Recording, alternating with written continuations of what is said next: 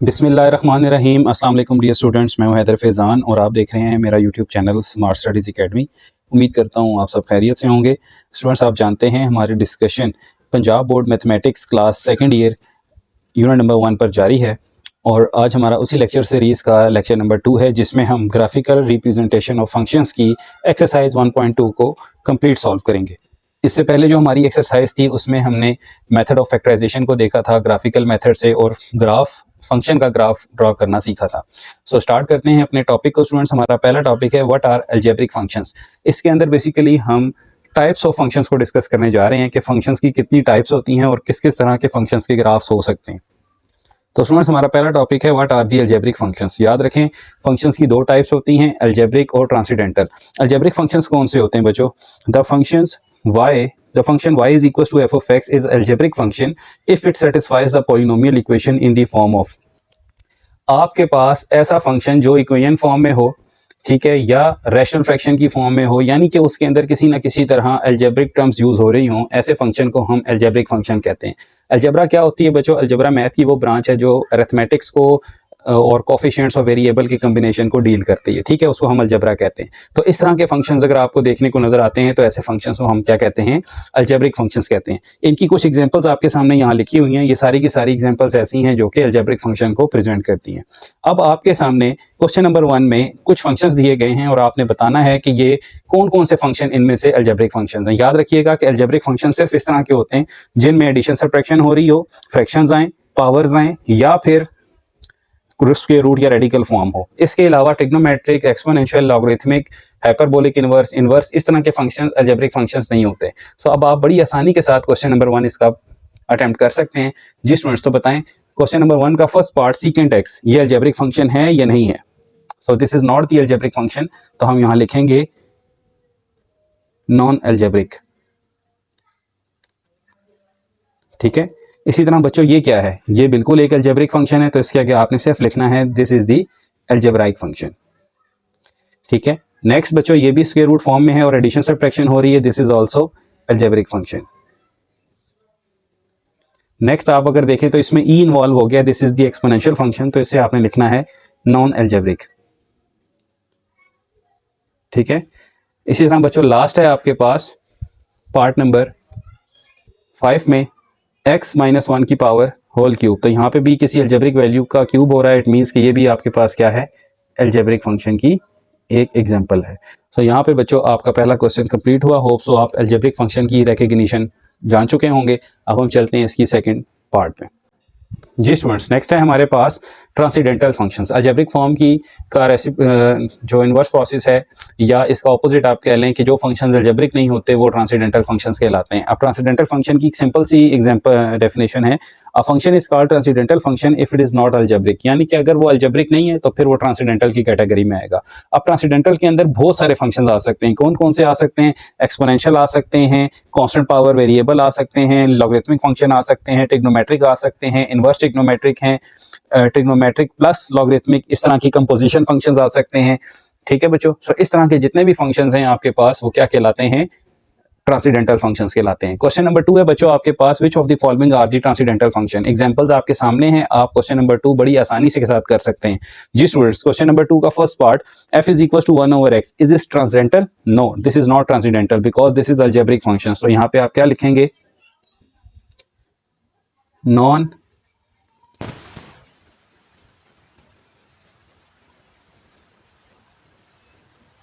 Transcendental.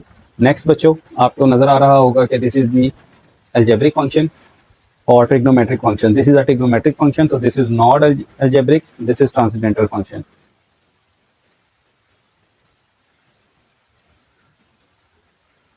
Next है बच्चों, ये भी आपके पास देखें थर्ड पार्ट में भी आपके पास ई इन्वॉल्व है, तो दिस इज ट्रांसेंडेंटल।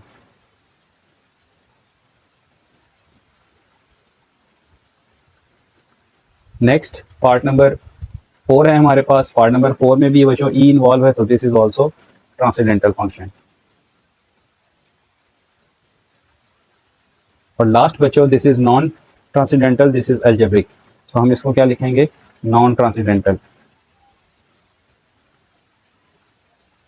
तो यहाँ पे आपका part number 2 question number 2 complete हुआ। चलते हैं क्वेश्चन 3 पे। जी स्टूडेंट्स, हमारा नेक्स्ट टॉपिक है फंडामेंटल ट्रांसेंडेंटल फंक्शन। फंडामेंटल का मतलब होता है बच्चों बुनियादी, यानी हर ट्रांसेंडेंटल फंक्शन किसी फंक्शन से जनरेट होता है और कुछ फंक्शन ऐसे होते हैं जो बेसिक होते हैं, यानी कि इसेंशियल फंक्शन होते हैं। जैसे कि आप फिजिक्स के अंदर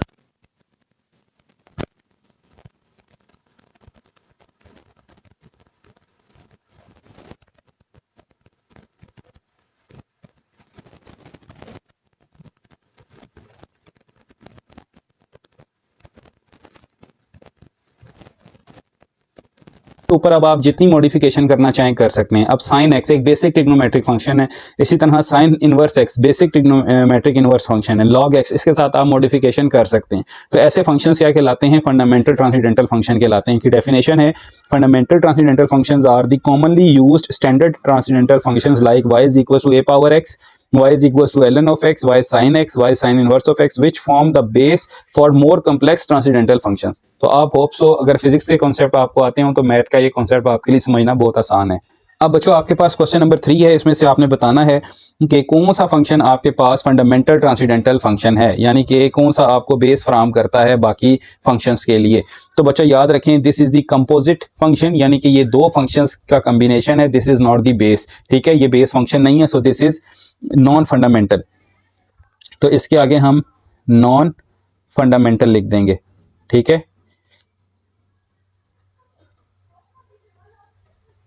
नेक्स्ट है बच्चों आपके पास साइन एक्स। तो ये एग्जांपल में हम पढ़ के आए हैं डेफिनेशन की, this is the fundamental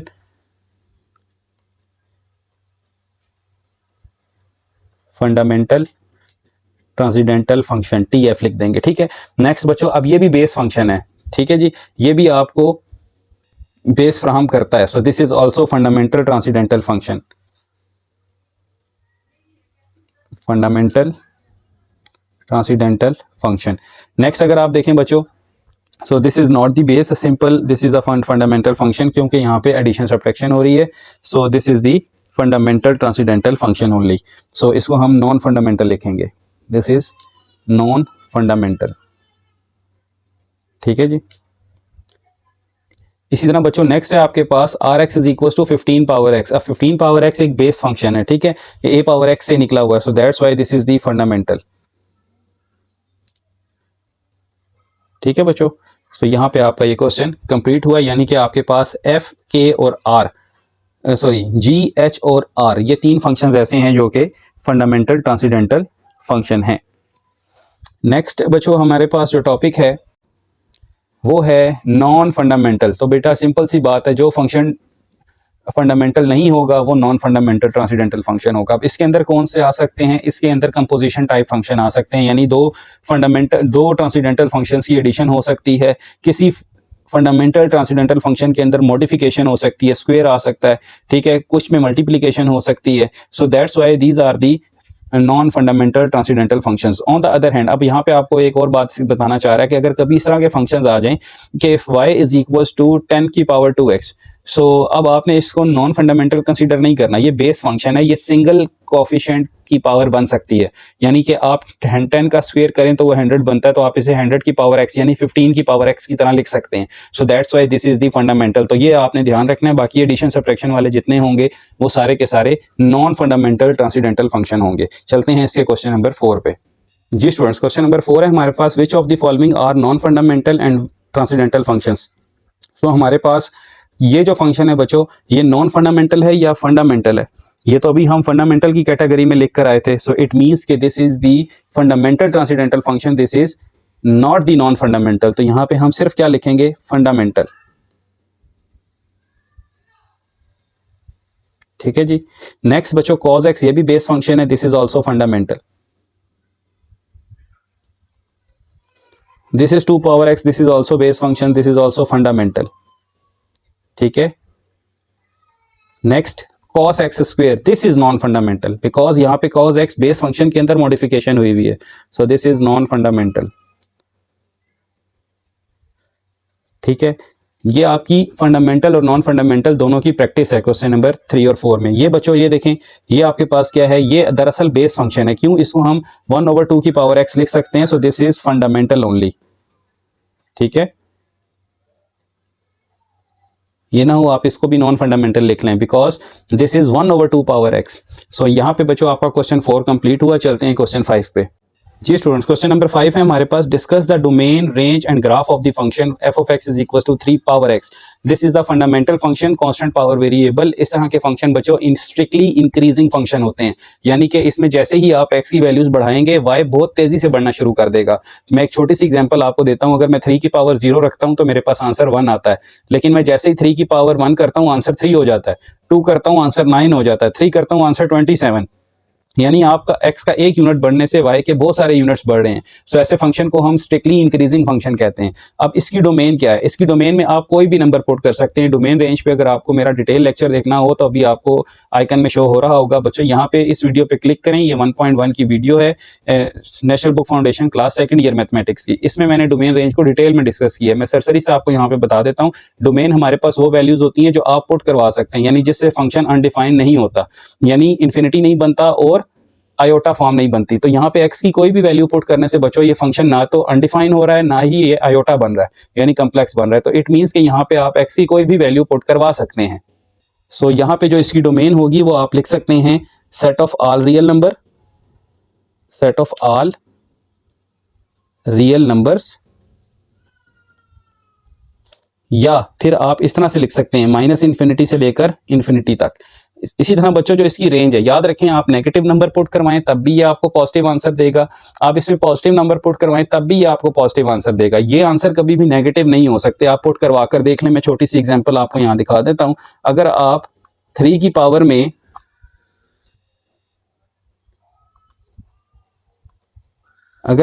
power में यहाँ पर कोई नेगेटिव नंबर पुट करते हैं लाइक -3, तब भी आपके पास जो आंसर है वो आप देखेंगे 1/27 यानी कि पॉजिटिव आएगा।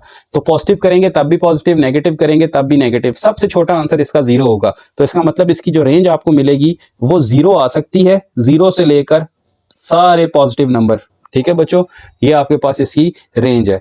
जहां तक इसकी फंक्शन के टाइप की बात है, मैं स्टार्ट में बता चुका हूं, this is strictly increasing function, यानी ये बहुत बढ़ता हुआ फंक्शन होगा। अब आपने कुछ टेबल वैल्यूज निकाल लेनी है, आप अपनी चॉइस की ले सकते हैं। मैंने -3 से 4 तक ली है, -3 से 3 ले, मैं मिनिमम 5 वैल्यूज लाजमी लें। अब आपने करना क्या है, फंक्शन आपने बनाया हुआ है बच्चों, आप 3 की पावर -3 करेंगे, देखें ये आपके पास आएगा 0.037। ठीक है, मैं इसको फिक्स कर लेता हूं, मैं इसको 2 डिजिट पे। अब ये मुझे सारे आंसर जो हैं वो पॉइंट के बाद 2 डिजिट्स में मिलेंगे। तो 3 की पावर -3 करता हूं तो आंसर आएगा बच्चों 0.04। यहाँ पे मैं लिखूंगा 0.04। मैं इसको -2 करता हूं तो ये मेरे पास आता है 0.11। मैं -1 इसको करता हूं तो ये मेरे पास आ जाएगा 0.33। जब मैं इसको 0 पुट करूंगा तो आंसर 1 आ जाएगा, बिकॉज एनी पावर 0 इज 1। सो 1 करता हूं तो बच्चों 3 मिलेगा। जब मैं यहाँ पे 2 पुट करूंगा तो ये 9 हो जाएगा, 3 पुट करूंगा तो ये 27, 4 पुट करूंगा तो 81।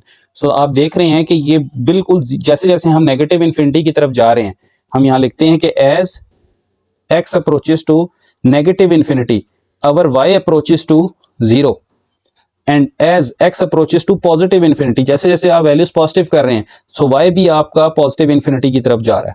तो यहाँ से भी साबित हो सकता है कि डोमेन इसकी -इन्फिनिटी से इन्फिनिटी है और रेंज इसकी 0 से इन्फिनिटी होगी। सो अब इसको ग्राफ पेपर पे प्लॉट कर लेते हैं। जी स्टूडेंट्स, इसका ग्राफ आपने बड़ी ध्यान से देखना है। आपको नजर आ रहा होगा ग्राफ पेपर पे जब आप उठाएंगे तो आपके पास इस तरह में बड़े बड़े स्क्वायर्स होंगे जिसमें 10 स्मॉल स्क्वायर्स होंगे। तो हमने x एक्सिस के ऊपर एक बिग स्क्वायर को एक यूनिट तस्वर किया है। ये हमारा -3 है, ये हमारा -2 है, ये -1 है, ये 0 है, ये 1 है, ये 2, ये 3 और ये 4। इसी तरह बच्चों y एक्सिस में मैंने 20 यूनिट्स का एक बिग स्क्वायर कंसीडर किया है, 40, 60 और लास्ट वाला 80। ठीक है बच्चों, अब जरा मैं वैल्यूज प्लॉट करना शुरू करूं तो मेरे पास यहाँ पर जो -3 पे वैल्यू आ रही थी बच्चों वो थी 0.04, यानी कि बिल्कुल 0 के करीब करीब मैं इस तरह से वैल्यूज लगाऊंगा। इस पे 0.11 हो गई थी, 1 के ऊपर 0.33 आ गया था हमारे पास। मैं अंदाजे से यहाँ लगा रहा हूँ क्योंकि बहुत ज्यादा स्मॉल स्केल है। जैसे ही 0 किया था तो बच्चों वो 1 हो गया था। ठीक है, फॉर एग्जाम्पल यहाँ पे मैंने 1 लगा दिया। इसी तरह जब 1 किया तो ये 3 हो गया मेरे पास। ठीक है, और जब मैंने 2 किया तो ये 9 हो गया। ठीक है, सो ये अंदाजे से मैं लगा रहा हूँ, वैसे बॉक्सेस गिन के लगाना चाहिए। सो ये 9 हो गया। इसी तरह 3 किया तो ये 27 हो गया। ठीक है बच्चों। और जैसे ही मैंने 4 किया तो ये 81 हो गया, यानी यहाँ टॉप पे चला गया। अब आप देख रहे हैं कि इसका ग्राफ किस तरह से बनता नजर आ रहा है। इसका ग्राफ बच्चों देखें इस तरह से बन रहा है, ठीक है, यानी इसकी जो एसिम्प्टोटिक लाइन है वो हॉरिजॉन्टल एक्सिस है, यानी कि ये इन्फिनिटी के ऊपर जाके एक्स एक्सिस को मीट करेगा। सो इस तरह का बच्चों इसका एक ग्राफ आपके पास बनेगा। इसका एग्जैक्ट ग्राफ आप बुक के एंड पे भी देख सकते हैं। तो ये आपके पास एक ग्राफ था। अब हम चलते हैं इसके नेक्स्ट पार्ट पे। जी स्टूडेंट्स, नेक्स्ट है हमारे पास क्वेश्चन नंबर 6। हमें कहा जा रहा है discuss the domain range and graph of the following function. Again हमारे पास एक कांस्टेंट पावर वेरिएबल ग्राफ है। आप ये एक रेसिप्रोकल फंक्शन है बच्चों। यहाँ पर भी अगर आप पॉजिटिव वैल्यू पुट करें या नेगेटिव पुट करें, इस फंक्शन के ऊपर कोई असर नहीं पड़ेगा, ना ये आयोटा होगा ना ये इन्फिनिटी होगा। सो दैट्स वाई इसकी जो डोमेन है वो set of all real number है, set of all real numbers, या फिर आप इसे माइनस इन्फिनिटी से इन्फिनिटी कंसीडर कर सकते हैं। रेंज इसकी यहाँ पर भी बच्चों 0 से लेकर पॉजिटिव इन्फिनिटी तक रहेगी, क्योंकि छोटे से छोटा आंसर 0 आ सकता है और बड़े से बड़ा आंसर कुछ भी आ सकता है, तो नेगेटिव आंसर यहाँ नहीं आ सकते। फंक्शन की जो टाइप है बच्चों वो स्ट्रिक्टली डिक्रीजिंग है।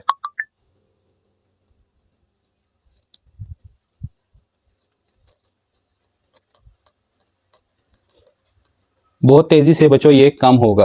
अब हम इसके ग्राफ की बात कर लेते हैं। ग्राफ के लिए आपको यहाँ पे टेबल बनाना जरूरी है। अगर आप टेबल बना लें, सो मैंने यहाँ पर भी -3 से लेकर 3 तक 4 तक वैल्यूज नहीं है, मैं फंक्शन लिख लेता हूँ। फंक्शन है बच्चों हमारे पास 1/3 और इसकी पावर मैं पहले -3 रखूंगा, तो मेरे पास आंसर आएगा 27। क्योंकि ये डिक्रीजिंग है, ये बड़े से छोटे की तरफ आएगा। अगर मैं यहाँ -2 रख दूं तो मेरे पास ये आ जाएगा बच्चों 9। इसी तरह अगर मैं -1 रख दूं तो फिर ये मेरे पास आ जाएगा 3। जब मैं इसको 0 रखूंगा, अब वैल्यूज बढ़ाऊंगा तो ये कम हो जाएंगी, तो ये 1 आ जाएगा।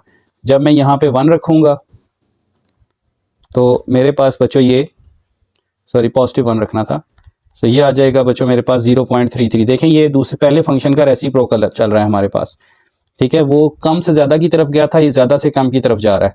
सो ये आ जाएगा 0.11। नेक्स्ट अगर मैं 3 रखता हूँ तो ये हमारे पास 0.04, और अगर मैं 4 रखता हूँ इसकी पावर, सो बच्चों ये मेरे पास बहुत ही मिनिमम 0.01 आ जाएगी, ठीक है। सो आप देख रहे हैं कि ये हमारे पास बहुत ही मिनिमम वैल्यूज़ की तरफ बात जा रही है। सो अब हम इसका ग्राफ प्लॉट कर लेते हैं।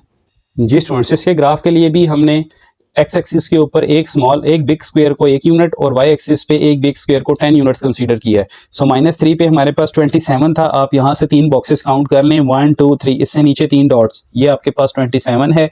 अगर आप -2 पे जाएंगे तो -2 पे आपकी वैल्यू 9 थी, आप यहाँ पे डॉट लगाएंगे। इसी तरह -1 पे ये 3 था, तो 3 डॉट्स यहाँ से काउंट कर लें। 0 पे बच्चों ये 1 था, तो यहाँ पे हो जाएगा 1 के ऊपर ये क्या था आपके पास, 1 के ऊपर 0.33, यानी कि फिर अब ये 0 के करीब तरीन बात जाना शुरू हो गई है, ठीक है। इस तरह करते करते ये बिल्कुल 0 के करीब करीब चलेगा, लेकिन 0 नहीं होगा, ठीक है। ये एसिम्प्टोटिक लाइन इसकी हॉरिजॉन्टल लाइन है, यानी कि ये 0 नहीं होगा। अगर आप इसको मिलाएं बच्चों तो ये यहाँ से बात चलना शुरू होगी, ठीक है। इन सारे पॉइंट्स को हम मिला लेते हैं, मैं मिला के आपको दिखाता हूँ। सो ये आपके पास इस तरह का एक फंक्शन बनेगा जिसकी एसिम्प्टोटिक लाइन, एसिम्प्टोट कहते हैं बेटा एक ऐसी लाइन जो किसी दूसरे लाइन के साथ चलती रहे लेकिन उसको इन्फिनिटी पे जाके कहीं मीट करे, तो ये एसिम्प्टोटिक लाइन इसकी हॉरिजॉन्टल लाइन है। सो ये आपके पास इस तरह से एक डिक्रीजिंग ग्राफ है, बट ज़्यादा से कम होता जा रहा है। सो ये था बच्चों आपके पास इसका क्वेश्चन नंबर 6। अब हम चलते हैं इसके क्वेश्चन नंबर 7 पे। जी स्टूडेंट्स, क्वेश्चन नंबर 7 पे जाने से पहले हमारा टॉपिक है हाइपरबोलिक फंक्शंस। हाइपरबोलिक फंक्शंस कौन से होते हैं बच्चों? हाइपरबोलिक फंक्शंस ये होते हैं जिनमें हाइपरबोलिक इन्वॉल्व हो जाता है। इनकी डेफिनेशन ये है, ये आपने फार्मूला याद करने हैं, ये आपकी बुक पे लिखे हुए हैं, ठीक है। जैसे साइन हाइपरबोलिक एक्स का फार्मूला होता है e की पावर x माइनस e की पावर -x/2। इसका आप स्क्रीनशॉट लेकर ये फार्मूले अपने पास किसी जगह लिख लें, या आपकी बुक में भी ये मौजूद हैं। और वो बच्चे जो वीडियो अभी देख रहे हैं, ये बुक अभी मार्केट में लॉन्च नहीं हुई, कमेंट सेक्शन में मेरा नंबर होगा, आप मुझसे व्हाट्सएप करके ये बुक PDF में ले सकते हैं। तो बच्चों ये आपने खुद से ही इन फार्मूलों को याद कर लेना है। अब हम चलते हैं इसके क्वेश्चन 7 पे, जिसके अंदर हमने इन फार्मूलाज को यूज करते हुए इन आइडेंटिटीज को प्रूव करना है। तो हमारा पहला क्वेश्चन है 1 - 10 hyperbolic square x is equal to secant hyperbolic square x। So बच्चों इसकी लेफ्ट हैंड साइड हमने राइट हैंड साइड के इक्वल प्रूफ करनी है। हम यहाँ पे लिखेंगे left hand side 1 - 10 hyperbolic square x। 1 - 10 hyperbolic square x का फॉर्मूला हमारे पास क्या होता है बच्चों? ये होता है e की पावर x माइनस e की पावर -x ओवर e की पावर x प्लस e की पावर -x, और इसका स्क्वायर, ठीक है, इस पे स्क्वेयर आ जाएगा। अब आप स्क्वेयर ओपन कर लें, e की पावर x माइनस e की power minus X whole square over e की पावर x प्लस e की पावर माइनस एक्स का होल स्क्वेयर। एलसीएम ले लें, यहाँ पे आपको एलसीएम लेना पड़ेगा। जब आप एलसीएम लेंगे तो ये आ जाएगा e की पावर x प्लस e की पावर माइनस एक्स। एलसीएम कैसे लिया जाता था, इसके नीचे कुछ भी नहीं है तो 1 है, denominator multiply then cross multiply, तो ये वाली वैल्यू 1 से मल्टीप्लाई होके ये आ जाएगी। इसके नीचे भी 1 है, वो भी 1 से मल्टीप्लाई होके e की पावर x माइनस e की power minus X whole square रहेगी, और डिवाइडेड बाय आपके पास आ जाएगा e की पावर x प्लस e की पावर माइनस एक्स का होल स्क्वायर। नेक्स्ट यहाँ पे देखिएगा, फॉर्मूला ओपन करते हैं बच्चों a माइनस बी और a plus B whole square का, ये बन जाएगा a का स्क्वायर यानी कि e की पावर x का स्क्वायर, ये इस तरह से, ठीक है, प्लस b का स्क्वायर e की पावर माइनस एक्स का स्क्वायर प्लस 2ab e की पावर x e की पावर माइनस एक्स, फिर आएगा माइनस, और देखें ये ब्रैकेट लग जाएगी यूं, और फिर इस फार्मूला को लिखेंगे e की पावर x का स्क्वायर प्लस e की पावर माइनस एक्स का स्क्वायर माइनस 2e की पावर x e की पावर माइनस एक्स। और बच्चों इक्वल जब हम डिवाइड करेंगे इसको, तो डिवीजन के फार्मूला को आपने ओपन नहीं करना, उसको एज इट इज रहने दें, प्लस e की पावर माइनस एक्स का होल स्क्वायर। अब आपने न्यूमिनेटर गौर से देखना है, ये बच्चों e की पावर x का स्क्वायर लिखा हुआ है, तो ऐसी सूरत में पावर आपस में मल्टीप्लाई होती है, तो ये बन जाएगा e की पावर 2x फिर e की पावर माइनस 2x, और दोनों सेम पावर्स मल्टीप्लाई हों वैल्यूज तो पावर ऐड होती हैं, x और माइनस एक्स जीरो हो जाएगा, e की पावर 0 1 होता है, तो यहाँ पे सिर्फ 2 रह जाएगा। नेगेटिव से साइन चेंज करें, e की पावर 2x माइनस e की पावर 2x, और ये माइनस इस माइनस की वजह से प्लस 2 रह जाएगा खाली, और ओवर यहाँ पे जब हम फ्रैक्शन लगाएंगे तो यहाँ पे हमें लिखना होगा e की पावर x प्लस e की पावर माइनस एक्स का होल स्क्वायर। बेटा कुछ कैंसिल हो रहा है, बिल्कुल कैंसिल हो रहा है, ये दोनों वैल्यूज जो हैं ये इसके साथ कैंसिल हो जाएंगी, 2 और 2 कितना होता है 4, तो ये आ जाएगा 4 ओवर e की पावर x प्लस e की पावर माइनस एक्स का होल स्क्वायर। सो इसको आप लिख सकते हैं बेटा 2 ओवर e की पावर x प्लस e की पावर माइनस एक्स का होल स्क्वायर। अब इंटरनली आप देखें तो ये कॉस के फार्मूले का उलट लिखा हुआ है, मैं आपको फार्मूला दिखाता हूँ।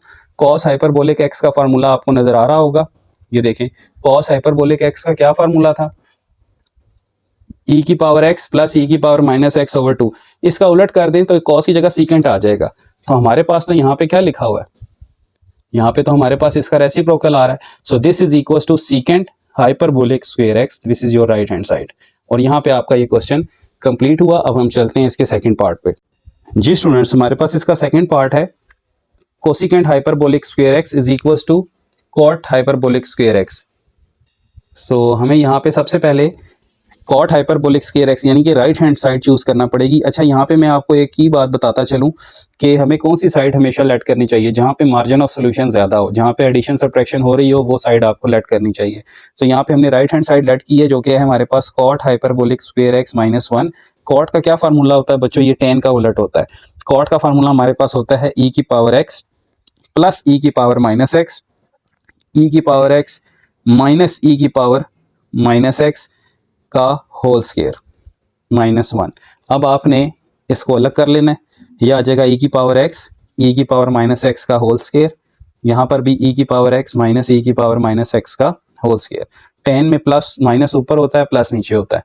अब बच्चों यहाँ पे आपने पिछले पार्ट की तरह ही फार्मूला ओपन करना है, सो ये बल्कि एलसीएम लेना है, ये हमारे पास आ जाएगा e की पावर x प्लस e की पावर माइनस एक्स का होल स्क्वायर माइनस e की पावर x माइनस e की पावर माइनस एक्स का होल स्क्वायर, और whole divided by this value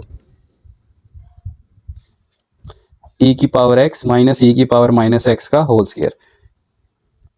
और अब बच्चों आपने पिछले पार्ट में इन फार्मूलाज को जब ओपन किया था तो आपके पास क्या बचा था, e की पावर 2x प्लस e की पावर माइनस 2x प्लस 2, ठीक है। इसी तरह माइनस माइनस डाल के आप e की पावर 2x प्लस e की पावर माइनस 2x और फिर माइनस का 2, ठीक है, और डिवाइड करना है आपने e की पावर x माइनस e की पावर माइनस एक्स ओवर 2 से।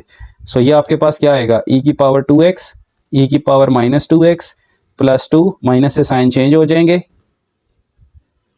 प्लस 2 हो जाएगा, और डिवाइड किससे होगा, ये आ जाएगा आपके पास e की पावर x माइनस e की power minus x divided by 2। अब बच्चों आपने साइन चेंज करने, सॉरी साइन चेंज कर चुके हैं, कैंसिलेशंस कर दें। 2 और 2 कितने होते हैं 4, तो 4 को आप लिख सकते हैं 2 ओवर e की पावर x माइनस e की पावर माइनस एक्स का होल स्क्वायर। सो आप देखें ये साइन के फॉर्मूले का रिवर्स है, आप इसे लिख सकते हैं कोसिकेंट हाइपरबोलिक स्क्वायर x। ठीक है जी, this is your right hand side. यहाँ पे ये क्वेश्चन कंप्लीट हुआ, सॉरी लेफ्ट हैंड साइड, यहाँ पे हमने राइट तो ऑलरेडी लेट की हुई थी ना, सो this is left hand side. ठीक है, यहाँ पे आपका ये क्वेश्चन कंप्लीट हुआ। अब हम चलते हैं इसके नेक्स्ट पार्ट पे। जी स्टूडेंट, नेक्स्ट है हमारे पास sine hyperbolic 2x is equal to 2 sine hyperbolic x cos hyperbolic x। So आप यहाँ पर सबसे पहली बात जो मैं आपको यहाँ बताता चलूँ, की नोट में यहाँ लिखता हूँ कि हमारे पास जो बच्चों साइन हाइपरबोलिक 2x होगा,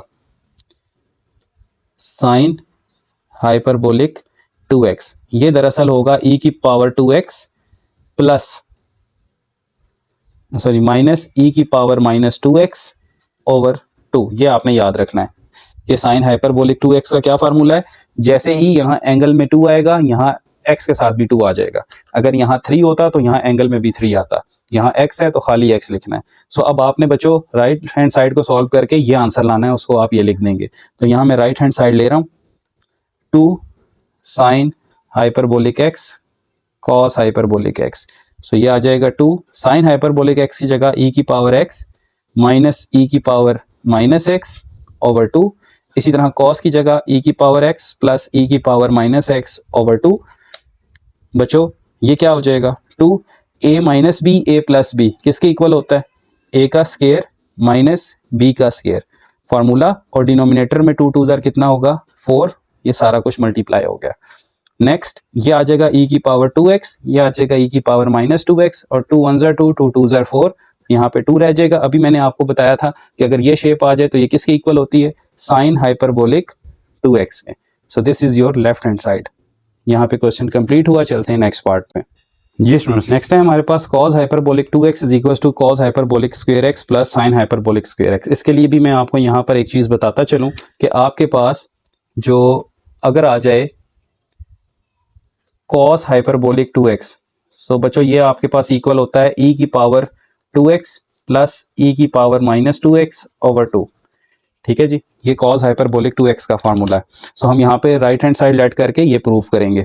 सो राइट हैंड साइड है बच्चों हमारे पास cos hyperbolic square x sign hyperbolic square x।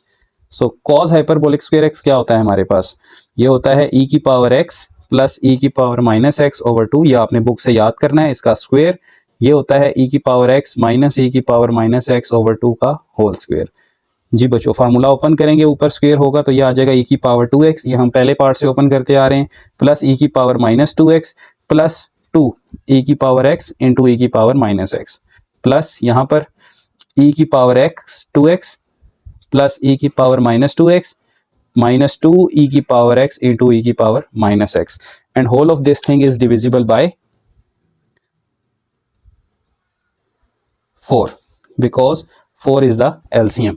बेटा यहाँ पे भी 4 आएगा, यहाँ पे भी 4 आएगा, दोनों के नीचे 4 है, कॉमन एलसीएम इनका 4 हो गया।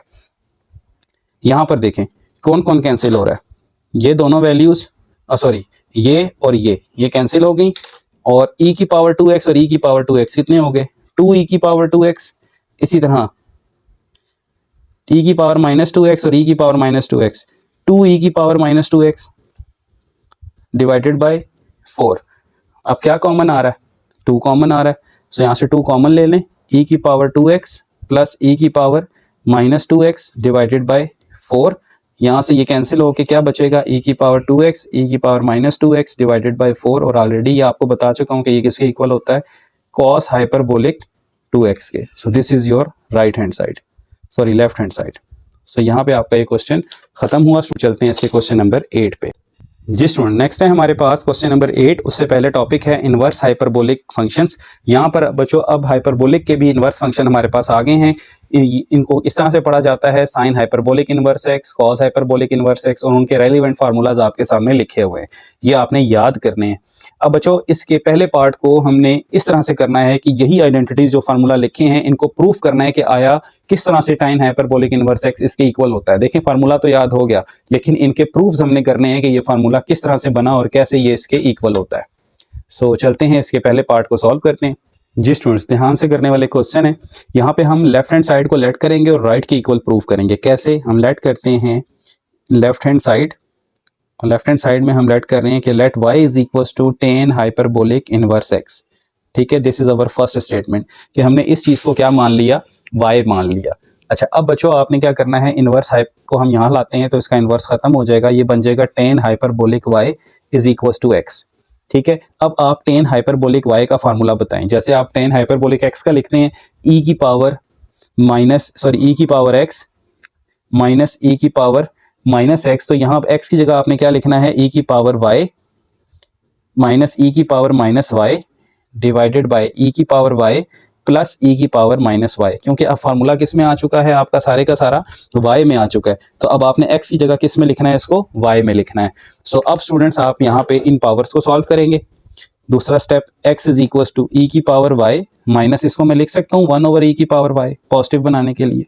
इसी तरह यहाँ पर e की पावर y, इसको भी लिख सकता हूँ 1 ओवर e की पावर y। ठीक है, नेक्स्ट इसको देखते हैं यहाँ पे। सो ये आ जाएगा x is equal to e की पावर 2y। एलसीएम ले लिया बच्चों।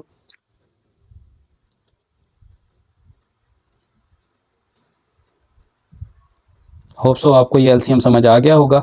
हमने दोनों जगह एलसीएम लिया। इसके नीचे देखें 1 था, डिनोमिनेटर मल्टीप्लाई, न्यूमिनेटर के साथ क्रॉस मल्टीप्लाई, तो e की पावर y और e की पावर y जब मल्टीप्लाई होते हैं तो सेम वैल्यूज जब मल्टीप्लाई हों उनकी पावर ऐड हो जाती हैं। सो e की पावर y इंटू e की power y will become e power 2y।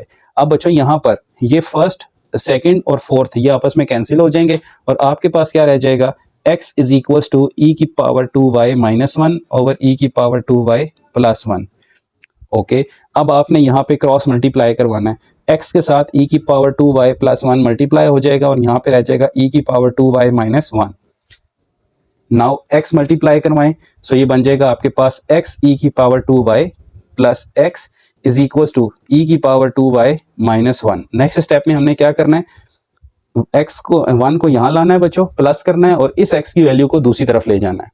Ji students, next हमने क्या करना था, इस 1 को यहाँ लाना है और x e पावर 2y को दूसरी तरफ शिफ्ट करना है। देखें ये 1 जब यहाँ आएगा तो प्लस का 1 हो जाएगा और इसके साथ x मौजूद है, और यहाँ पर ये e की पावर 2y में से माइनस हो जाएगा x e की पावर 2y। ठीक है, अब ये है 1 प्लस एक्स और यहाँ पर e की पावर 2y कॉमन आ रहा है, ये आ जाएगा 1 minus x. Okay, 1 minus x को डिवाइड करवा दें 1 प्लस एक्स के नीचे, तो ये बन जाएगा 1 minus x is equal to e power 2y, और लिखकर आप e की पावर 2y को यहाँ लिखें और 1 plus x over 1 minus x को यहाँ लिखें। अब बच्चों e के ऊपर 2y है, एक्सपोनेंशियल खत्म करने के लिए हमें नेचुरल लॉग लेना पड़ता है, तो हम यहाँ लिखेंगे taking natural log on both side, taking ln on both sides. So यहाँ आ जाएगा ln e की पावर 2y, यहाँ पे आ जाएगा ln 1 plus x over 1 minus x. ln और e एक दूसरे के रेसिप्रोकल होते हैं, कैंसिल हो जाएंगे, तो यहाँ पे सिर्फ 2y रह जाएगा और यहाँ पे आएगा ln of 1 plus x over 1 minus x. Next बच्चों 2 जो है डिवाइड करवा दें तो y इक्वल आ जाएगा 1 divided by 2 ln of 1 plus x over 1 minus x, इसको आप 2 कह लें। 1 में आपने फ्रॉम 1 एंड 2, 1 में आपने y को tan हाइपरबोलिक इनवर्स x रखा था और 2 में y इसके इक्वल आ गया, तो फ्रॉम 1 एंड 2, फ्रॉम 1 एंड 2 उसकी भी लेफ्ट साइड y थी, इसकी भी लेफ्ट साइड y है, तो दोनों की राइट साइड सेम होगी। So tan hyperbolic inverse x is equal to 1 over 2 ln of 1 plus x over 1 minus x. ये आपका प्रूव हो गया। उम्मीद करता हूँ समझ आया होगा। चलते हैं इसके नेक्स्ट पार्ट पे। जी स्टूडेंट्स, पार्ट नंबर 2 है आपके पास, cot hyperbolic inverse x is equal to 1 over 2 ln of x plus 1 over x minus 1। Book में इस क्वेश्चन को ठीक कर लें, ये क्वेश्चन बुक में रॉन्ग लिखा हुआ है। ठीक है, यहाँ पे x plus 1 over x minus 1 आता है। सो अब बच्चों इस क्वेश्चन को हमने कैसे सॉल्व करना है, हम सबसे पहले यहाँ पर लेट करेंगे left hand side. Left hand side में हम लेट करेंगे y is equal to cot hyperbolic inverse x, ये हमारे पास 1 है।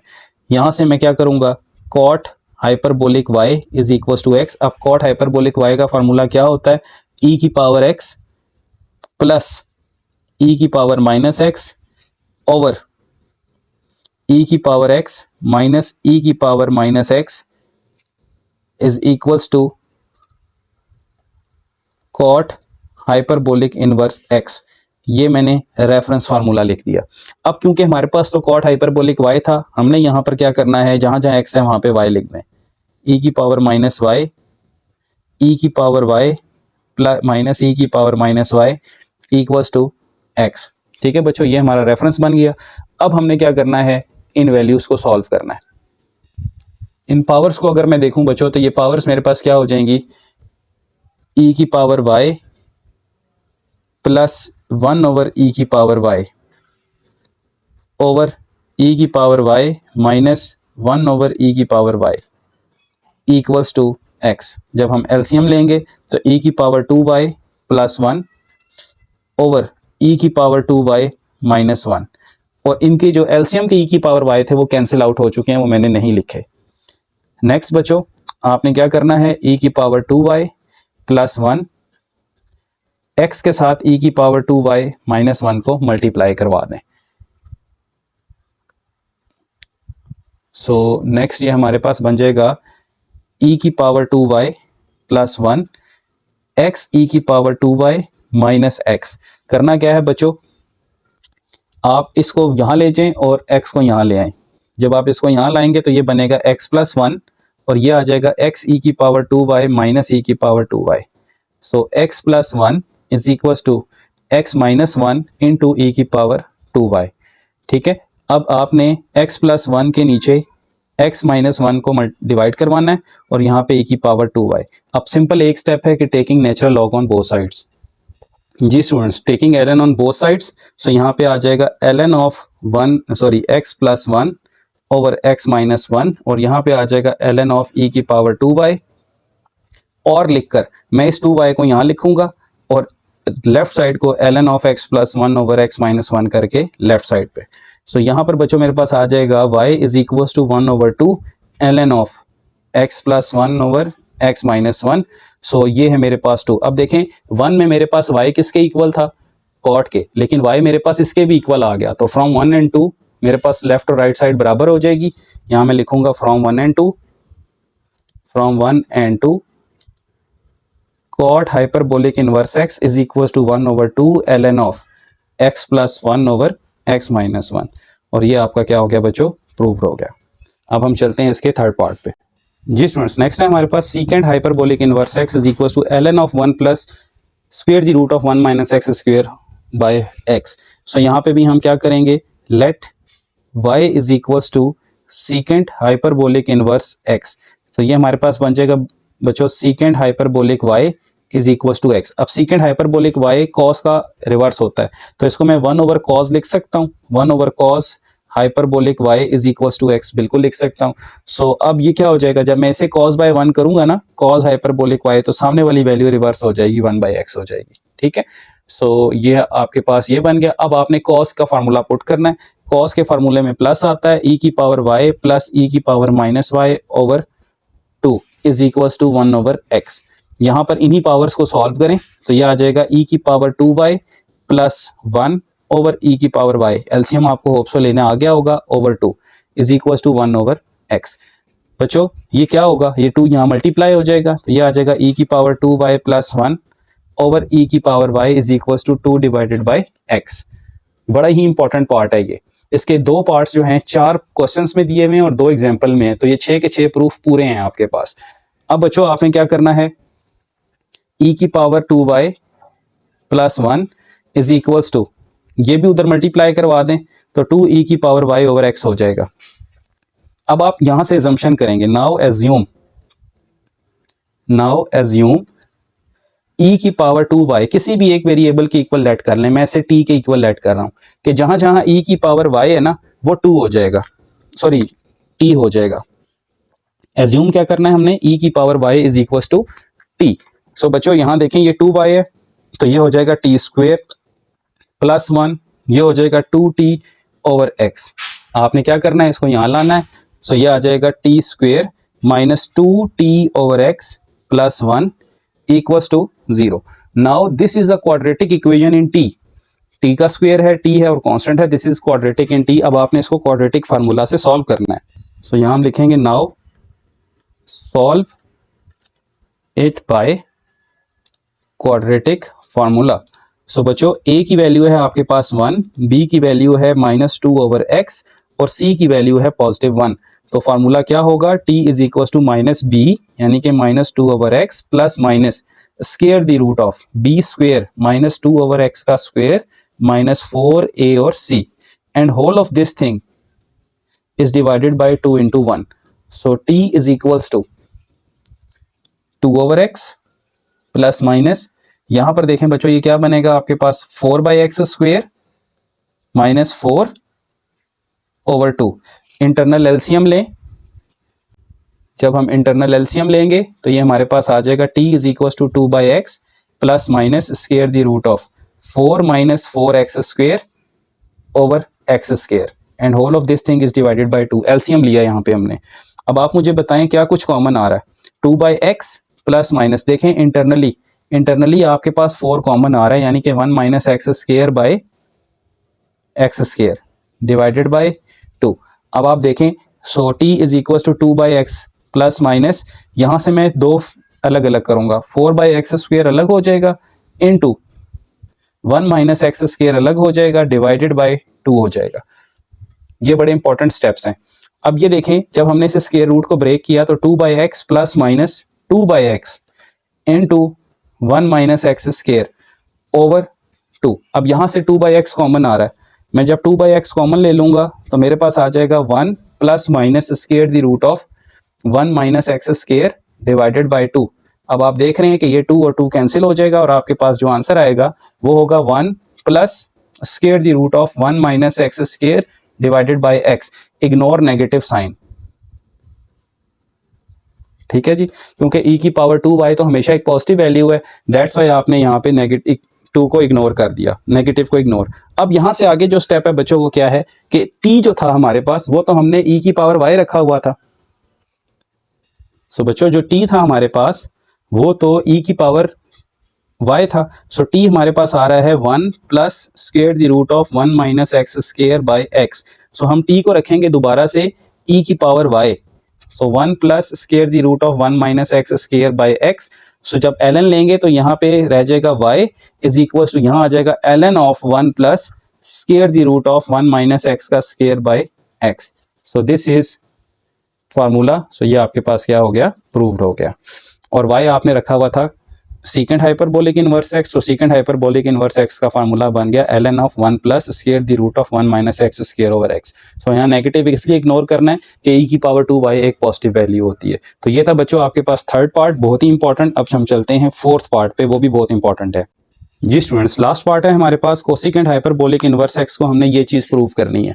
सो हम क्या करेंगे बच्चों, y को लेट कर लेंगे, y is equal to cosecant hyperbolic inverse x। So यहाँ से हमारे पास आ जाएगा cosecant hyperbolic y is equal to x। Cosecant जो है वो साइन का रिवर्स होता है, हम इसको साइन लिखेंगे, साइन हाइपरबोलिक y और सामने वाली वैल्यू को रेसिप्रोकल कर देंगे। सो e की पावर x माइनस e की power minus x over 2 is equal to sine hyperbolic x होता है।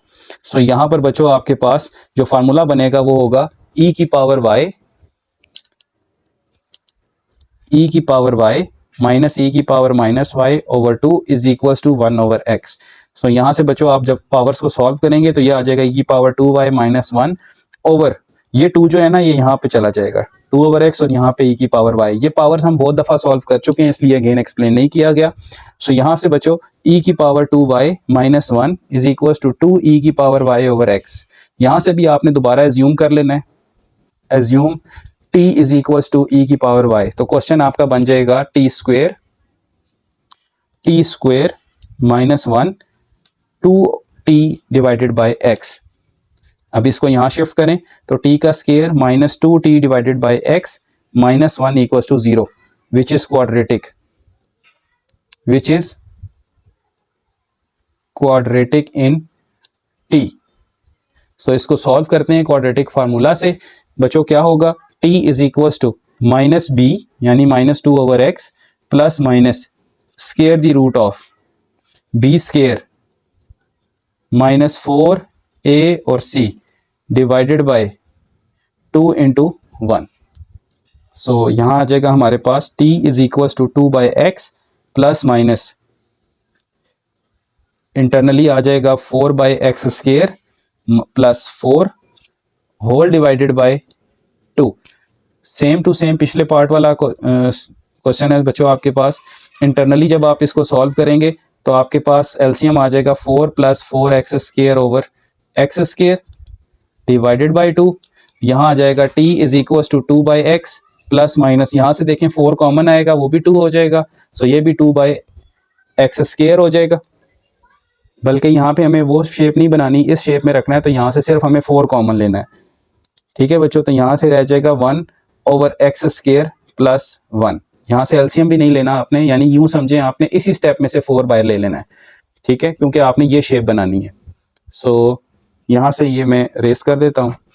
सो इट मीन्स कि ये जो एलसीएम वाला पोर्शन है ये बिल्कुल ठीक नहीं है। सो ये बच्चों आपने सिर्फ 2 कॉमन लेना है और यहाँ से बाकी सारा क्वेश्चन उसी तरह है। सो t इज इक्वल टू, आप देख रहे हैं कि यहाँ से 2 कॉमन आ रहा है, मैं 2 निकाल लेता हूँ बाहर। सो ये मेरे पास आ जाएगा 1/x plus minus square the root of 1/x² plus 1 divided by 2। So ये 2 और ये 2 कैंसिल हो जाएंगे बच्चों, और आपके पास सिर्फ रह जाएगा 1/x प्लस, मैं यहाँ से भी नेगेटिव इग्नोर करूंगा क्योंकि e की पावर 2y एक पॉजिटिव वैल्यू है, सो आपने यहाँ पॉजिटिव ही लेना है। नाउ अब आपने t को क्या रखा था, आपने तो एज्यूम किया था कि t e की पावर y है। सो इधर आपने e की पावर y रखना है, 1/x plus square the root of 1/x का स्क्वायर प्लस 1। जब आप दोनों तरफ ln लेंगे, taking ln on both sides means natural logarithm, so ये आपके पास आ जाएगा बच्चों y is equal to ln of 1/x plus square the root of 1/x का स्क्वायर प्लस 1। और ये आपका प्रूव हो गया, क्योंकि y आपने एज्यूम किया हुआ था कि आपके पास कोसिकेंट हाइपरबोलिक इनवर्स x है, तो इससे ये बात साबित हुई कि कोसिकेंट हाइपरबोलिक इनवर्स x का फार्मूला होता है ln of 1/x plus square the root of 1/x² plus 1। So यहाँ पे आपकी एक्सरसाइज कंप्लीट हुई। मैं उम्मीद वासिक करता हूँ कि आपको समझ आया होगा। इंशाल्लाह मिलते हैं इसके नेक्स्ट लेक्चर में। अपने पेरेंट्स का ख्याल रखिएगा। फ़ी अमानिल्लाह, अल्लाह हाफिज़।